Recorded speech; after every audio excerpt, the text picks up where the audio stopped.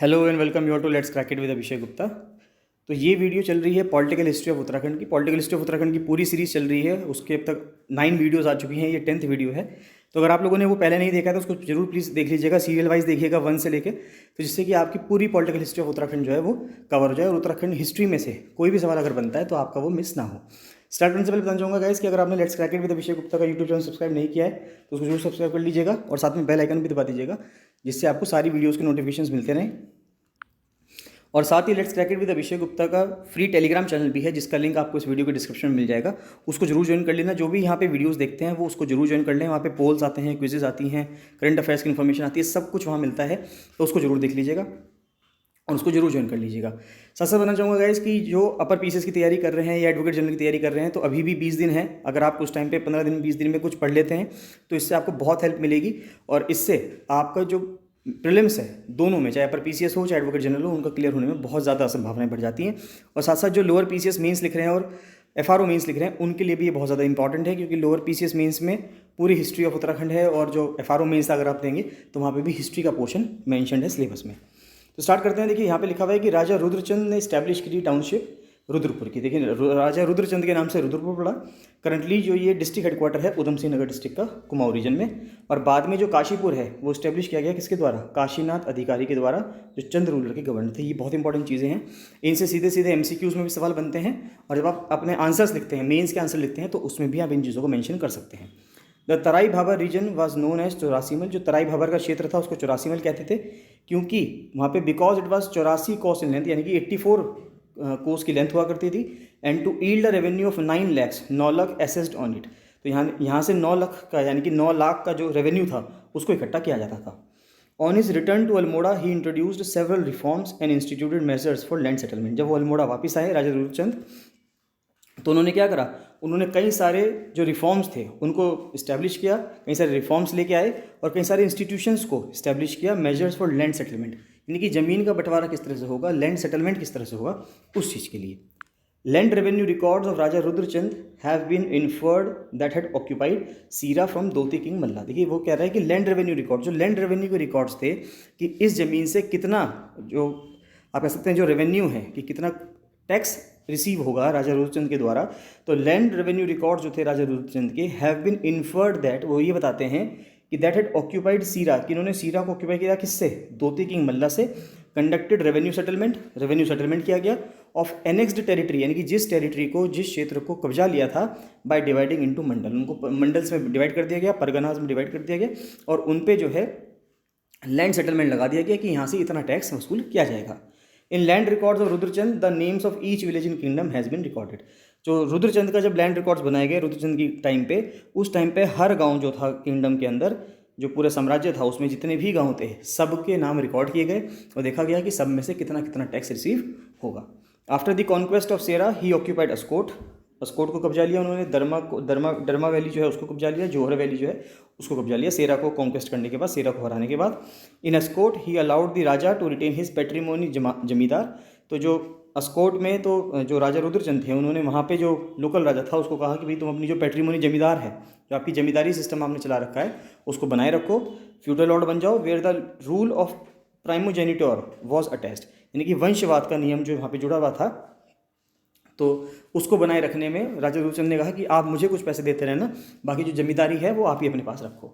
Firishta has mentioned Kumaon was famous for its wealth. तो फरिश्ता ने ये मेंशन किया है कुमाऊँ में कि जो कुमाऊँ था वो अपनी वेल्थ के लिए बहुत ज़्यादा फेमस था।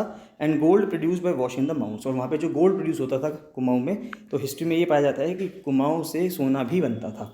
It was known for copper mines, copper mines के लिए भी कुमाऊँ जाना जाता है। अबुल फजल के रिकॉर्ड से पाया जाता है कि इन the time of Mughals specially during the rain of Akbar Himalayan products were exported. तो अकबर के समय पे ये पाया गया है कि जो हिमालयन प्रोडक्ट्स थे, यानी कि हिमालय के जो प्रोडक्ट्स थे, उनको एक्सपोर्ट भी किया जाता था, निर्यात भी किया जाता था। Here are mines of silver, copper and borax. तो यहाँ पे सिल्वर की, चांदी की, कॉपर की और बोरेक्स की माइंस हैं, यानी खदानें हैं। During the raja Rudrachand's rule who was Akbar's contemporary. तो इंपॉर्टेंट बात ये आती है कि अगर आपसे सवाल पूछे कि अकबर का कंटेम्प्रेरी कौन रूलर था चंद डायनेस्टी का, तो राजा रुद्रचंद थे। The jungles of Kumaon were vibrant with falcons, यानी कि जो फैल्कन्स क्या होते हैं, जो बाज होते हैं, बाज या पक्षी जो होते हैं उनको फैल्कन्स कहते हैं। एंड हॉक्स और special varieties and different kinds of game. तो जो हॉक्स हैं, फॉल्कन्स हैं, ये बहुत ज़्यादा पाए जाते हैं उस टाइम पे पाए जाते थे जिस टाइम पे राजा रुद्रचंद रूल कर रहे थे। Kumaon was also famous for its silk, honey and horses. तो कुमाऊँ जो था अपने सिल्क के लिए, शहद के लिए और घोड़ों के लिए भी बहुत ज़्यादा फेमस था। उसके बाद बात आती है राजा रुद्रचंद एंड फैल्कनरी। देखिए, अगर आपसे क्वेश्चन इस तरह से पूछा जाता है कि कुमाऊँ के इतिहास में या कुमाऊँ की हिस्ट्री में जो चंद रूलर्स थे उनमें से कौन सा राजा ऐसा था जिसको शिकार का शौक था या फैल्कनरी का शौक था, यानी कि वो तीरंदाज था और पक्षियों को शिकार करना उसे पसंद था, तो वो कौन था? वो राजा रुद्रचंद था। तो on learning about the heroic personality and glorious deeds of Rudrachand mentioned earlier, Akbar the great Mughal ruler was impressed and invited him to his court at Lahore. तो देखिए, अब ये सब चीज़ जानने के बाद रुद्रचंद से अकबर बहुत ज़्यादा इंप्रेस हो गया और उसने उसको अपनी कोर्ट में आने के लिए न्योता दिया। कहाँ पे? लाहौर में। अब्दुल कादिर बदौनी जो कि कंटेम्प्रेरी थे, मुगल हिस्टोरियन थे, उन्होंने ये मेंशन किया है कि जो मीटिंग थी अकबर की और राजा रुद्रचंद की वो 1588 में हुई है उनकी प्रेजेंस में। तो रुद्रचंद जो थे सिर्फ एक डिप्लोमेट नहीं थे but a great scholar of Sanskrit. Sanskrit के भी बहुत आप कह सकते हैं कि वो एक ग्रेट स्कॉलर थे, यानी कि ज्ञानविद थे। And managed successfully the roles he essayed both as an established writer and scholar of Sanskrit during the medieval era. तो मिडिवल एरा के दौरान संस्कृत की एक अच्छी खासी नॉलेज जो है वो राजा रुद्रचंद रखते थे, जो अपना में एक बहुत अच्छी बात थी। ही wrote Sainik Shastra, unique work on hunting and falconry in Sanskrit. तो सैनिक शास्त्र उन्होंने लिखा।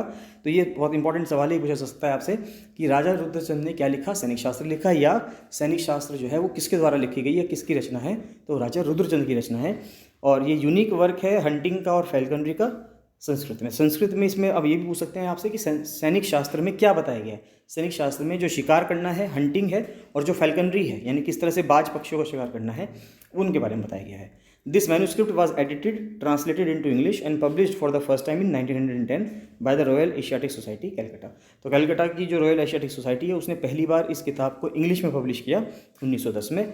एम हरिप्रसाद शास्त्री जो प्रेसिडेंट थे एशियाटिक सोसाइटी के, was the editor and translator of the work. ये इंपॉर्टेंट चीज़ है कि कौन थे प्रेसिडेंट और एशियाटिक सोसाइटी के जो एडिटर थे और ट्रांसलेटर थे? एम हरिप्रसाद शास्त्री थे। This work was republished again by Mohan Chand in 1982। देखिए, ये सब बहुत ज़्यादा इंपॉर्टेंट है। कुछ भी सवाल इस तरह से आपसे MCQs के रूप में पूछ सकते हैं, चाहे वो PCS हो, चाहे वो UK SSC का एग्जाम हो, कोई भी आप एग्जाम दे रहे हो। In the time of Akbar falconry was a popular sport. तो अकबर के टाइम पे फैल्कनरी जो था, यानी कि जो बाज को मारने की जो एक आप कह सकते हैं कि जो बाज का शिकार करना था, या आप कह सकते हैं कि जो बाज के साथ खेलना था, वो अपने आप में एक पॉपुलर स्पोर्ट था। And Abul Fazl in Ain Akbari has given a vivid description of falconry of his time. तो जो एन अकबरी, जो अबुल फजल के द्वारा किताब लिखी गई है एन अकबरी, उसमें उसने फैल्कनरी के बारे में बहुत ज़्यादा चीज़ें बताई हैं। Rudrachand was an expert in the art of hunting. Rudrachand hunting में बहुत ज़्यादा माहिर था। And his knowledge about falcons and falconry has been revealed in book Sainik Shastra. तो सैनिक शास्त्र में बताया गया है कि रुद्रचंद की क्या नॉलेज थी फैल्कन्स को लेके, यानी कि बाज को लेके, और फैल्कनरी को लेके, वो उसकी किताब में बताया गया है। This book contains minute description about falcons and provides information on various disease of birds and their medical treatment. तो बहुत ही अच्छी किताब है। इसमें सब कुछ बताया गया है, माइन्यूट डिस्क्रिप्शन, यानी बहुत बारीक से डिस्क्रिप्शंस भी बताए गए हैं फैल्कन्स के बारे में, और उनको कौन कौन सी बीमारियां होती हैं पक्षियों को, हर चीज़ इसमें बताई गई है, और उसका जो मेडिकल ट्रीटमेंट है वो कैसे होगा, तो ये भी सब बताया गया है सैनिक शास्त्र में। It's a great contribution in the science of zoology. तो जूलॉजी के अंदर ये बहुत बड़ा सहयोग है, बहुत बड़ा योगदान है, कॉन्ट्रीब्यूशन है। Rudrachand Sainik Shastra is the only treatise of the Mughal period on the art of hunting. तो मुगल पीरियड के दौरान तो रुद्रचंद की लिखी हुई जो सैनिक शास्त्र है वही एकमात्र ऐसी एक आप कह सकते हो ट्रीटीज़ है जो कि किस पे लिखी हुई है? हंटिंग पे लिखी हुई है, कि किस तरह से शिकार करना है, जो पक्षी हैं उनको कौन कौन सी बीमारियाँ होती हैं और उसके क्या क्या इलाज हैं। Rudrachand was a skilled Hunter, वो स्किल्ड हंटर थे। And with a tremendous experience on the sport he could contribute a scientific work on hunting. तो उन्होंने हंटिंग पे बहुत ही बेहतरीन काम किया। अबुल फजल ने डिस्क्राइब किया है कि हंटिंग एक important means of achieving administrative efficiency in political stability. यानी कि उन्होंने बताया था कि जो हंटिंग है, शिकार करना है, वो अपने आप में एक बहुत ही इंपॉर्टेंट तरीका था। किस चीज़ का? कि आपके अंदर जो एडमिनिस्ट्रेटिव एफिशिएंसी है, कि जो प्रशासनिक एफिशिएंसी आपके अंदर आएगी, काबिलियत आपके अंदर आएगी, या पॉलिटिकल स्टेबिलिटी आपके साम्राज्य में होगी, वो तभी होगी अगर आप फैल्कनरी में बहुत अच्छे होंगे, या फैल्कनरी ना कह के यहाँ पे शिकार कहते हो कि शिकार में बहुत अच्छे होंगे। ही explains that Akbar made it a means of interacting with his subjects and increasing his knowledge. तो उसने कहा कि Akbar made it a means of interacting. तो अकबर ने तो ये एक तरीका ही बना लिया था कि जब वो हंटिंग पे जाता था तो वो लोगों से मिला करता था। तो Akbar made it a means of interacting with his subjects and increasing his knowledge. तो अपनी नॉलेज बढ़ाने के लिए अकबर ने ये तरीका बना लिया था कि जब वो हंटिंग एक्सपीडिशन पे जाता था, शिकार करने जाता था, तब वो लोगों से मिला करता था और उनके से बारे में बातें किया करता था, या उनसे पूछा करता था कि आपको समाज में या साम्राज्य में रहने में कोई दिक्कत तो नहीं है। ही explains that Akbar made it a means he travelled incognito and came directly in contact with the people. तो जो अकबर थे वो इनकॉग्निटो में जाते थे, यानी कि लोगों को पता नहीं चलता था कि वो अकबर हैं या राजा अकबर हैं, मुगल बादशाह अकबर हैं, और लोगों को लगता था कि ये नॉर्मल पर्सन है कोई। तो इसकी वजह से क्या होता था, यानी कि लोगों को सिर्फ ये भय ना हो कि भाई ये राजा है, राजा के सामने हमें सच बोलना होगा, या राजा के सामने हम झूठ भी बोल सकते हैं कि भाई हम बहुत खुश हैं। तो वो एक नॉर्मल आदमी बन के जाता था और ये पूछता था उनसे कि आपको कोई दिक्कत तो नहीं है, अगर कोई दिक्कत है तो आप बता दीजिए। अ hunting department Shikar Khana was set up by the emperor to enhance hunting activities and Mir Shikar supervised. तो इन्होंने एक शिकार खाना ही बना दिया, यानी कि एक डिपार्टमेंट ही बना दिया हंटिंग का। जो काम ही इसका काम क्या था कि हंटिंग करनी है, टू एनहेंस हंटिंग एक्टिविटीज़ को बढ़ाने के लिए, हंटिंग एक्टिविटीज़ को बढ़ाने के लिए, और जो मीर शिकार थे वो उसको सुपरवाइज करता था।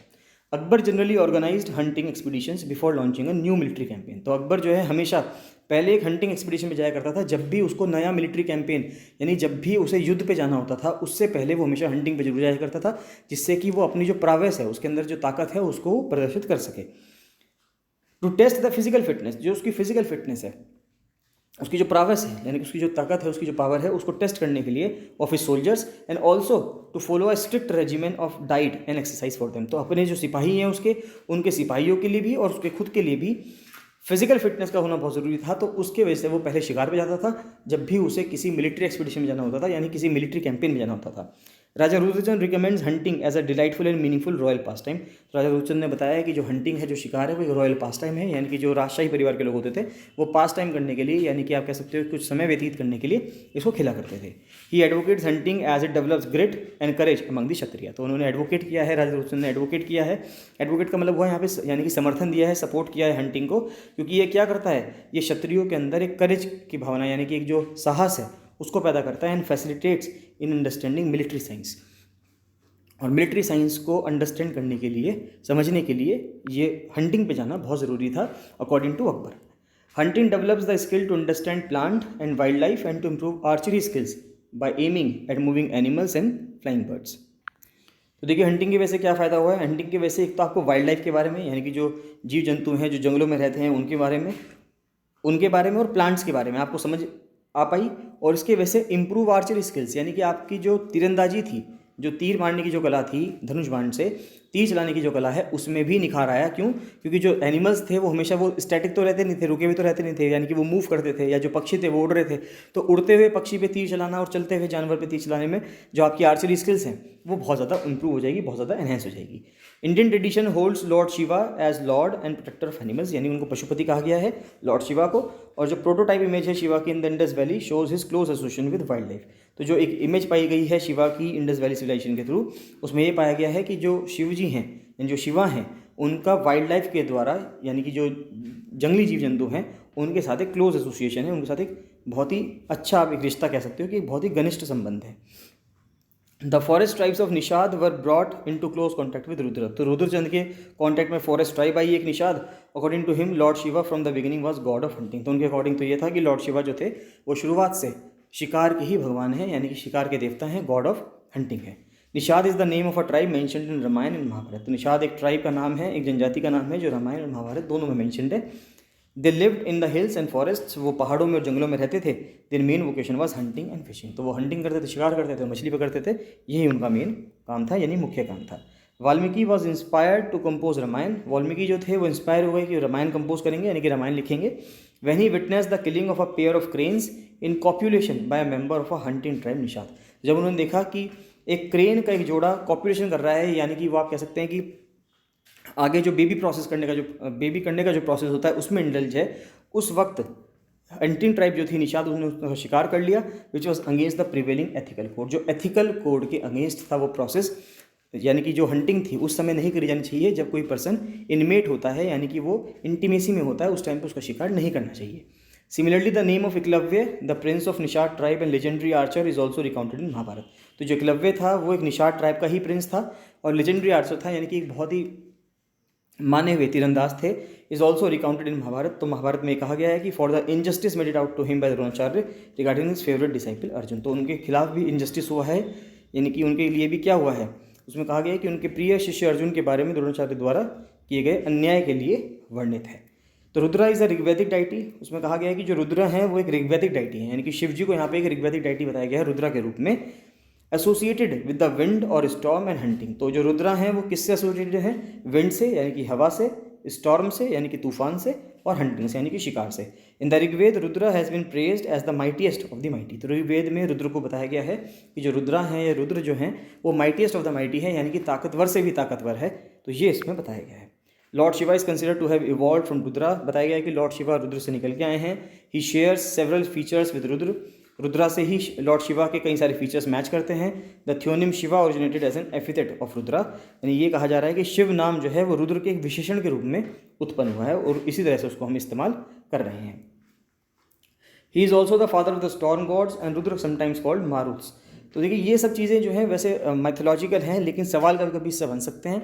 और मेंस में जब आप आंसर लिखते हैं तो मेंस में कभी कभी या एस्से में बहुत इंपॉर्टेंट हो जाता है कि आपको अगर फिलॉसफी पे आंसर लिखना है या कोई एक पैराग्राफ ऐसा लिखना है आपको अपने आंसर में, जैसे उत्तराखंड का कल्चर बताना है, उत्तराखंड के कल्चर के ऊपर अगर एस्से आ जाता है और वहाँ पर अगर मैथोलॉजी आपको थोड़ी सी बतानी है तो ये चीज़ें आप ये कॉन्टेक्स्ट जो है आप अपना कॉपी पेस्ट कर सकते हैं उसमें। यानी कि ये चीज़ें अगर आप उसमें लिख देंगे अपने एस्से में या अपने आंसर में, उससे आपका आंसर या उससे आपका एस्से जो है बहुत ज़्यादा एनरिच हो जाएगा, बहुत ज़्यादा अच्छा हो जाएगा।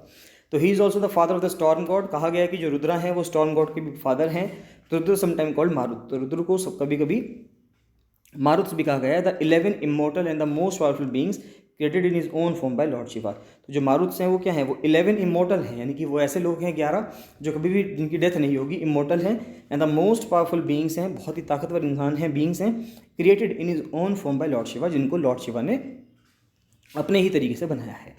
The Mughal king Jahangir has revealed in his memoir Tuzuk की जहांगीरी। तो जहांगीर ने किताब लिखी तुझु की जहांगीरी कि of all the sports I am most dispose to be is that with the gun and in one day I have shot 18 deer. तो इस तरह से कहा गया है। यानी इंपॉर्टेंट बात यह है कि जहांगीर ने तुझु की जहांगीरी लिखी है। इंपॉर्टेंट बात यह है कि Akbar appointed Birbal the royal priest of Rudrachand as his minister.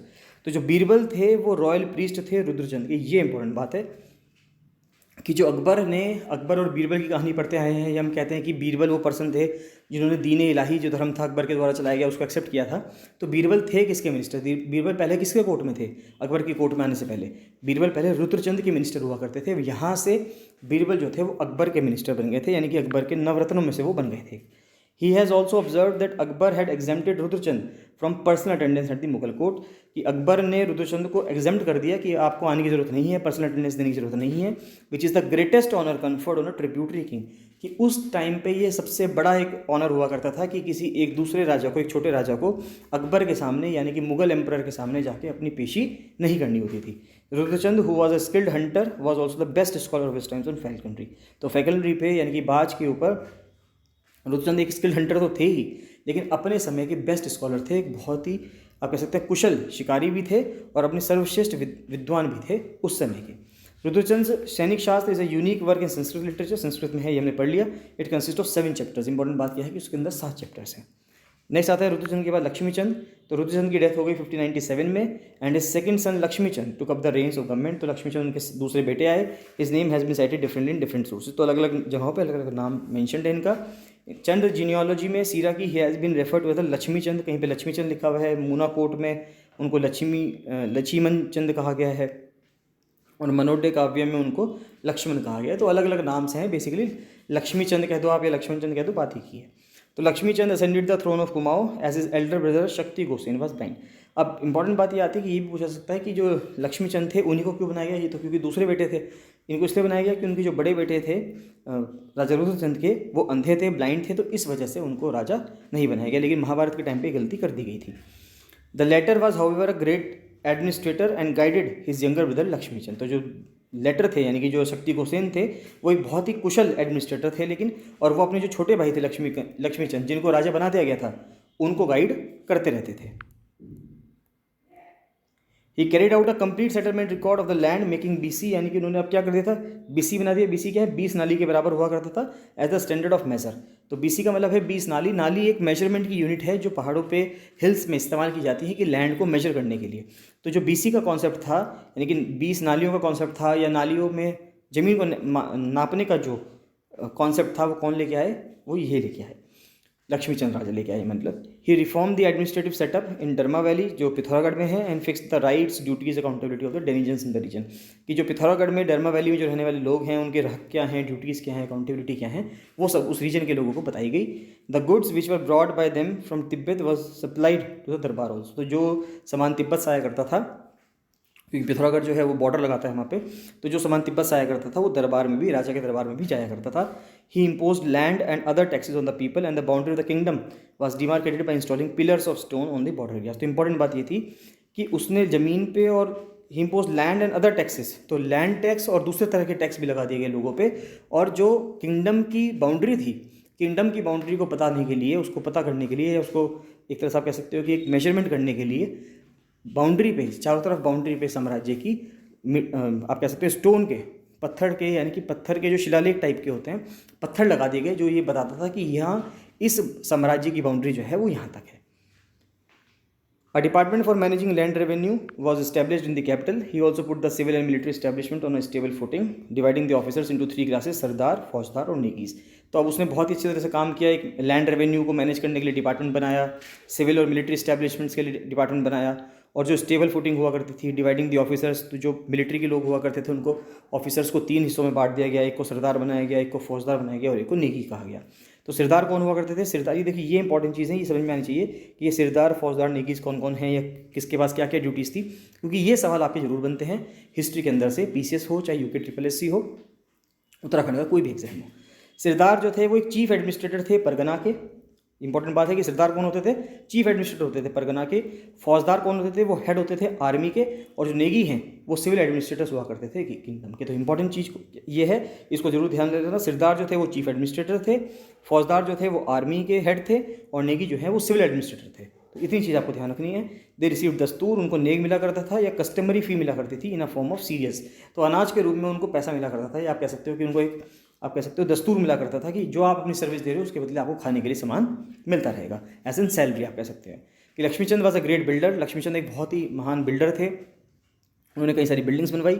Several temples were build during his rule, कई सारे मंदिर बनवाए गए। And many old shrines were restored. The famous temple of Bagnath was restored by him in the year 1602 AD। तो एक बहुत ही famous मंदिर था बागनाथ मंदिर बागेश्वर का, तो वो उसके द्वारा, लक्ष्मीचंद के द्वारा रिस्टोर किया गया 1602 AD में। Concomitantly, he established beautiful gardens, parks for the people in close proximity to temples and important places। तो कहा जाता है कि उन्होंने मंदिरों में और महत्वपूर्ण स्थानों में जो लोगों के निकट हुआ करते थे वहाँ पे सुंदर उद्यान और पार्क को जो है स्थापित किया। ये सेम चीज़ हिंदी में भी लिखी हो तो एक बार आप पढ़ लीजिएगा। चलिए नेक्स्ट यहाँ से कंटिन्यू करेंगे नेक्स्ट वीडियो में। ऑलरेडी ये वीडियो काफ़ी लंबी हो गई है, 22 मिनट्स।